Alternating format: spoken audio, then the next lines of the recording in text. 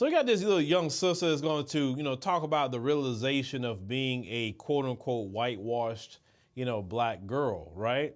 And we need to talk about that because that conversation is always, to me, an interesting one. But let's go ahead and roll that clip. There is nothing worse than a whitewashed black girl realizing all the racism in the world who's also in a friend group with barely any other black women. There is this no worse feeling because when it hits you hard. And every weird little interaction that you just justified as being rude, turning out to be racism, makes you question your whole existence. So people like her, or maybe some guys that could be like her, was usually raised in environments where there was a lot of, the folks. And, their parents done well for themselves. It's usually that situation. So they move to certain neighborhoods. And in these neighborhoods, they don't have a whole lot of black people, maybe. And all their friends they go to school with is the folks. And so they, befriend them or whatever. But we know that anti-black racism is taught in the household. We know it's passed down like an inheritance. And a lot of that, racism, especially at that level where you're kind of dealing with people with a little money, is very passive aggressive. It's very nuanced. And that's why when I wrote my book, Passive Aggressive Racism, I'm trying to teach you how to see it, right? Because that in your face racism, anybody can see that. But it's the passive aggressive racism that is, gets you so confused about a whole lot of things.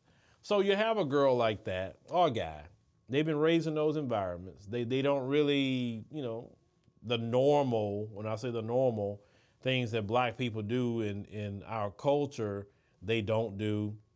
They don't listen to the music. They may not even eat the food.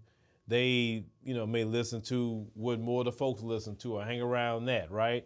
But yet, even from what I know about those people are still dealing with an internal struggle because, yes, they be around that environment, but at the end of the day, they're black. And they have to deal with that eventually. And what she's talking about is basically you having to deal with that because them same so-called friends end up letting you know real quick, hey, you're not one of us now, so stay in your place. Now, the one thing I don't like in our community is when we do see somebody like this sister or a brother as maybe a Carlton type, right? A lot of times because we feel that black people should be a certain way, a lot of times we reject them. Oh, you call them white, you call them whatever different derogatory names. I don't think we should do that. I think black people, it's great for us to be diverse in our, thoughts, diverse in what we listen to, diverse in what we eat. I think that's good because we can always learn from somebody else, right? Staying in your bubble, staying in a homogenous society, I think that doesn't expand you as a person. It just doesn't. So I really think that, you should embrace that sister. You should embrace that brother. As long as they're not out here selling out, that's the only time I'm gonna reject you because you got people that so-called fit the stereotype of what a black person is and they're selling this out every day. So look at a lot of these black politicians, right? They're not the so-called whitewashed politician, and yet look at how they've been selling this out.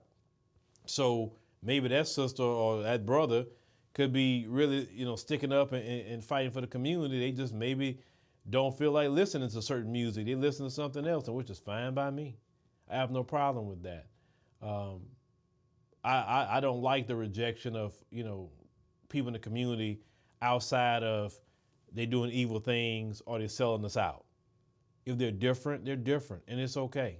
It's okay. So you and your brothers and sisters who are different, I'm gonna tell you, listen, I'm your brother. I accept you. Maybe others have not accepted you, and you know what? I'm gonna apologize for them because they wasn't really rejecting you.